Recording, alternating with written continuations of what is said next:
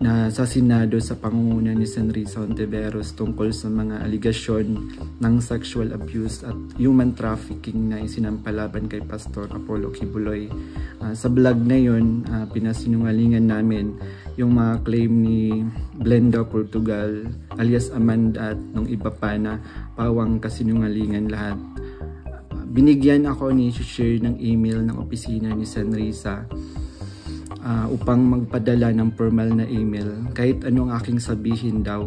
Sabi niya kapag nakipag-usap ako sa kanila, sabihin ko lamang na taga-kingdom ako at lumabas na sa ministry at dagdag ko daw na sinasaktan ako ni pastor.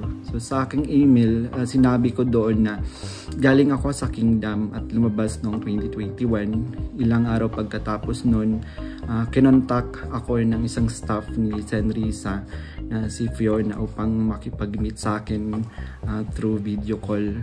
Ilan sa mga resibong nilabas ni Senator Risa Hontiveros ay ang 5-part Facebook posts regarding sa kanyang mga di umano'y resibo. With part 1 bearing the emails na kanyang natanggap noong December 14, 15, 2023 at follow-up ni Karene dated January 28, 2024. When it is seemingly evident na siya ang mismong lumapit kay Risa and hindi siya pinilit. I have to point out however na yung opening line na palang hapon is not something I would have, seen Rene say, because that seems to be overly, what do you call this, staged or basta parang suspicious yung ganong opening line.